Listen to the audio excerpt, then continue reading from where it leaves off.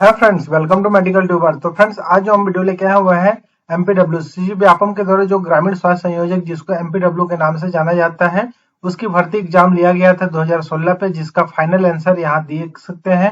जिसका question answer मैं लेके आया हूँ फ्रेंड्स आज के वीडियो में। तो ये हमारा पार्ट नंबर 2 है, जिसमें हम लोग पार्ट नंबर 1 पे ऑलरेडी देख चुके थे क्वेश्चन नंबर 25 तक। क्वेश्चन नंबर 26 है, अब यहाँ देखते हैं। तो पहला क्वेश्चन नंबर 26 है। एक रसायन जो होता है जीवाणु को मारने के लिए प्रयोग में लाया जाता है। तो इसका जो करेक्ट आंसर है वह है ऑप्शन दिया हुआ है A B C and D. तो इसका करेक्ट आंसर होगा जीवाणु नाशक। उसको जीवाणु नाशक के नाम से जाना जाएगा।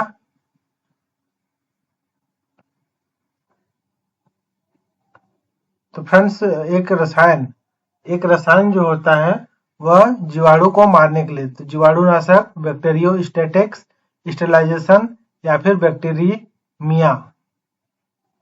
तो इसका जो करेक्ट आंसर है वह आंसर नंबर इज ए आ जाएगा, जीवाणु नाशक। नेक्स्ट क्वेश्चन नंबर सेकेंड, आज के हमारे वीडियो का सेकेंड क्वेश्चन है। Question number 27 number is second question. समुदाय में टीबी फैलने का मूल्यांकन करने के लिए जो सबसे उपयुक्त जांच होता है वह कौन सा जांच होता है?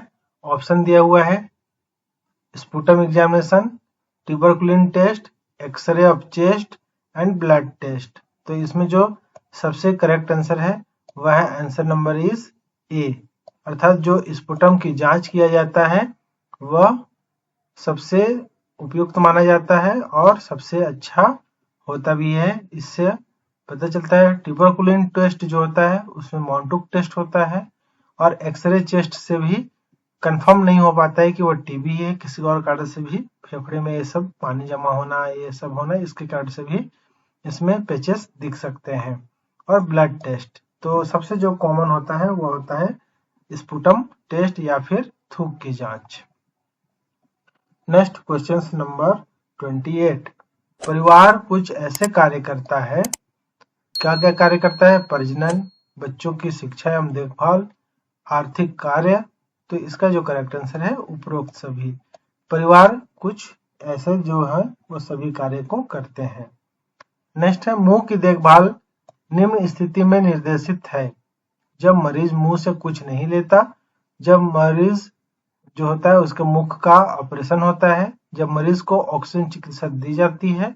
एंड करेक्ट आंसर है आंसर नंबर इज डी, उपरोक्त सभी। इन सभी स्थितियों पे मुंह की देखभाल निर्देशित या उसके लिए आदेशित होता है कि आप मुंह की देखभाल अच्छे से करना।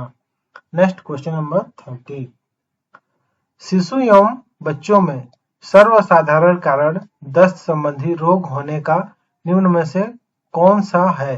कारण होता है, ऑप्शन है ई कोलाई, सेकेंड है रोटा वायरस, सी नंबर है विब्रियो कोलेरा एंड डी है साल्मोनेला। तो फ्रेंड्स, ई कोलाई होता है, इससे तो आपको डायरिया डिसेंट्री होता है। विब्रियो कोलेरी होती है, इससे भी वही होता है। और साल्मोनेला से टाइफाइड होता है। किंतु जो रोटा वायरस होता है इसी से दस्त होता है, जो बच्चों पे कारक होता है रोटा वायरस दस्त का। नेक्स्ट है निम्न में से कौन सा टीका गर्भावस्था पे दिया जा सकता है? नहीं दिया जा सकता है, यहाँ क्वेश्चंस में नहीं दिया जा सकता है। हेपेटाइटिस बी, खसरा, डीपीटी, टिटनस टॉक्साइड। गर्भावस्था के दौरान तो टिटनस टॉक्साइड लगता ही है, अब टिटनस टॉक्साइड की जगह में डीटी लगता है। किंतु डीपीटी भी दिया जा सकता है, हेपेटाइटिस बी भी दिया जा सकता है, किंतु खसरा नहीं दिया जा सकता है। खसरा अगर किसी को गर्भावस्था के दौरान हो जाता है तो उस बच्चे में कोई ना कोई जन्मजात रोग या विकृति पैदा होती है। इस कारण से खसरे का टीका नहीं दिया जाता है या नहीं लगाया जाता है गर्भावस्था के दौरान पे। नेक्स्ट, एक सामान्य वयस्क के लिए प्रतिदिन कितना मात्रा में आयोडीन होना चाहिए? तो इसका आप जो करेक्ट आंसर है आप मेरे को नीचे कमेंट्स बॉक्स पे जरूर कमेंट्स करेंगे फ्रेंड्स, क्योंकि इसका जो करेक्ट आंसर है ये इस ऑप्शन में से ए बी सी डी, ये जो चार ऑप्शन है, चारों ऑप्शन में से किसी भी ऑप्शन ये इसका सही नहीं है। इसलिए आप के ऊपर है इस क्वेश्चन का आंसर आप यहाँ मेरे को कमेंट्स में बताएंगे। इसका आंसर मैं नीचे कमेंट्स पे दे दूंगा। नेक्स्ट है औसत प्रतिकारी रोगजनकों में वृद्धि का मुख्य कारक है। सिंथेटिक एंटीबायोटिक का उपयोग, प्रति सूक्ष्म जैविक थेरेपी का अत्यधिक अथवा अनुचित उपयोग, स्वास्थ्य संबंधी कारकों में आम गिरावट या फिर उपरोक्त सभी। And correct answer number is 33 का बी, एक्सेसिव और inappropriate use of antimicrobial therapy। Next, भारत के निम्न शहर में WHO means world health organization का वायु प्रदूषण का रेफरेंस केंद्र स्थित है। तो ऑप्शन है हैदराबाद, मुंबई, नागपुर, दिल्ली, और करेक्ट आंसर है नागपुर। नेक्स्ट क्वेश्चन, एक रोगी को एजिथ्रोमाइसिन के 2 ग्राम का एकल खुराक के रूप में लेने के लिए कहा गया, परंतु उपलब्ध जो दवाई की गोली हो 250 mg की है, उसे नर्स कितनी गोली देगी या देगा? तो इसमें आप यहाँ 250 mg है, 250 mg, और आपको देना कितना है 2 ग्राम। 2 ग्राम मीन्स 2000 mg, 2000 mg बन गया। तो 250 का 4 गोली में 1000 mg होगा, तो 8 गोली पे 2000 mg होगा, अर्थात 2 ग्राम्स हो गया, इसलिए correct answer is 8। Question number 36, समुदाय के लोगों को बिना खतरे के किस स्तर पर रोकथाम किया जाता है? प्राइमोडियल प्रिवेंशन या रोकथाम, प्राइमरी प्रिवेंशन, सेकेंडरी प्रिवेंशन, या फिर टर्टियरी प्रिवेंशन। तो इसका जो करेक्ट आंसर है वह है answer number is a primordial prevention. Next, मनुष्य में होने वाले रेबीज के लिए उपयुक्त टीका निम्न में से कौन सा है? A, inactivated duck cell vaccine, B, inactivated chick embryo vaccine, C, human diploid cell vaccine, and D, sea brain vaccine. And correct answer number is C, human diploid cell vaccine. कूल्हे की हड्डी आसनास्थि एवं जघनास्थि मिलकर बनाते हैं, अर्थात जो ilium, I for ilium, I for ischium और पी फॉर प्यूबिस मिलके जो कंबाइन बोल बनाते हैं उसको क्या कहते हैं? पहला है भुजा, लंबी हड्डी, छाती, या फिर अनाम या बेनामी हड्डी। तो इस हड्डी का कोई नाम नहीं है, क्योंकि यह कूल्हे की हड्डी होती है जिसमें इलियम, इस्चियम और प्यूबिस तीनों को कूल्हे की हड्डी, ये तीनों मिलकर कूल्हे की हड्डी मिलती है, इसलिए अनाम या बेनाम हड्डियां होती हैं। इसका करेक्ट आंसर है क्वेश्चन नंबर 38 का D. Next question number 39, oesophageal reflex के रोकथाम में निम्न में से कौन सा आहार विधि उपयोगी होगा? तो इसका जो करेक्ट आंसर है वह आंसर नंबर इज डी, भोजन लेते समय थोड़ा जल पिएं, कम तथा बार बार भोजन खाएं, रात में भारी खाना तथा स्नैक्स नहीं, एंड डी है उपरोक्त सभी।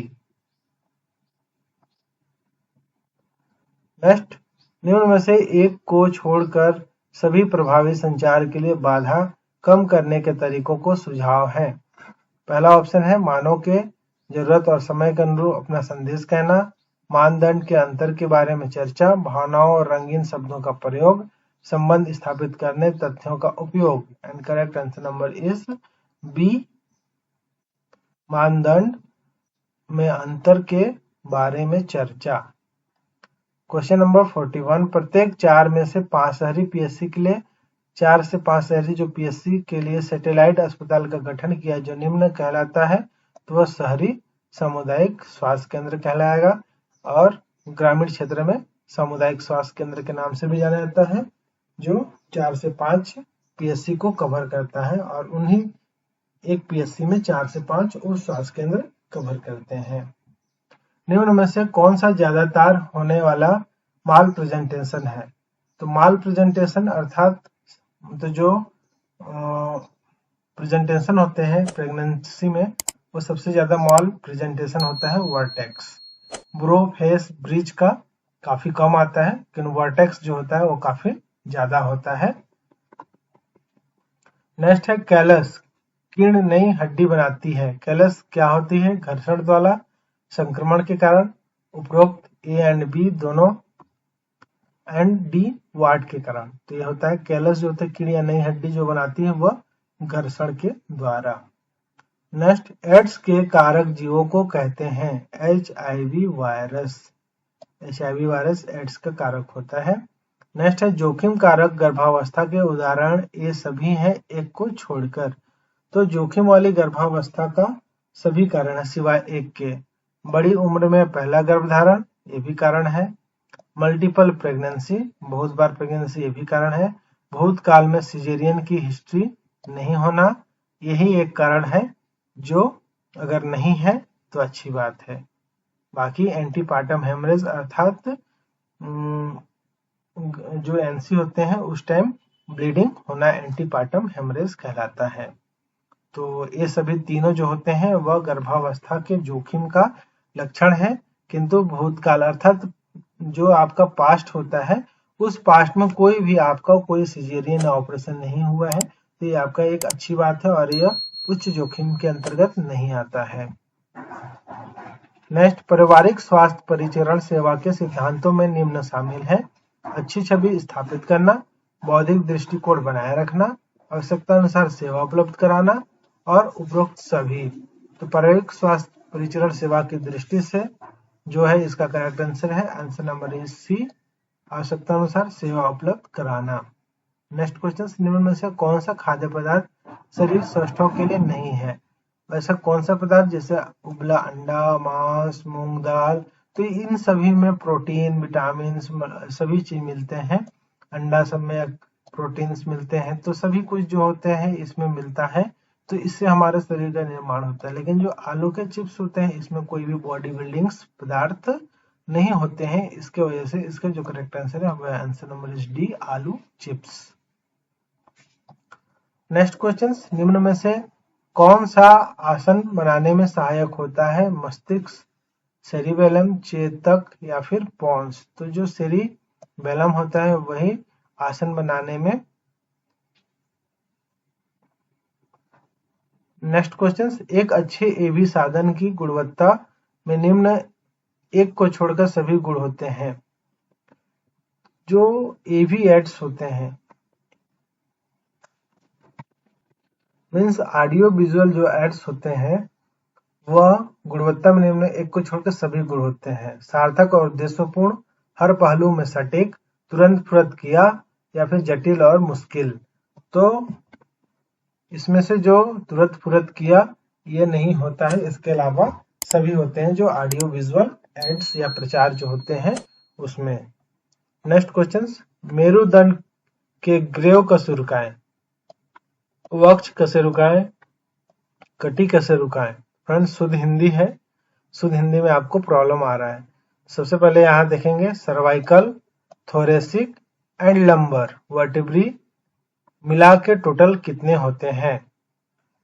तो आपको बता देता हूं, 7 सर्वाइकल के हो जाते हैं, 12 थोरेसिक के हो जाते हैं, जो यहाँ सेकंड में वक्ष के सुरकाए दिखे हैं, 12 थोरेसिक के हो गए। इसके बाद कटी का सुरकाए, कटी मीन्स लंबर, लंबर के हो गए आपके लंबर 5। तो 7, 12, 7, 19, 5, 24, ये तीनों मिला के 24 होते हैं। इसके अलावा 24 के अलावा हो जाएगा सेक्रम, 4 मिला के, सेक्रम 5 मिला के एक सेक्रल बनता है, और कॉक्सिक्स जो होते हैं, कॉक्सिक्स 4 मिला के एक कॉक्सिक्स का निर्माण करते हैं। तो इस तरीके से जो टोटल नंबर ऑफ हमारा वर्टिब्री होती है, रीढ़ की जो हड्डी होती है वर्टिब्री, वह टोटल नंबर 24, 25 और एक 26 होगा। इस तरीके से 26 होगा। अगर उसको अलग अलग गिनेंगे तो 24, 5, 29, 4, 33, इसलिए ये 33 होता है और 33 के साथ 26 होता है। किंतु इसमें सिर्फ 3 को पूछा है तो 3 मिला के 24 होते हैं, इसलिए इसका करेक्ट आंसर है 2024। तो फ्रेंड्स नेक्स्ट पार्ट में हम वीडियो लेके आएंगे क्वेश्चन नंबर 51 से। उम्मीद करता हूँ ये वीडियो आपके लिए यूजफुल रहा होगा। जय हिंद, जय भारत, थैंक यू।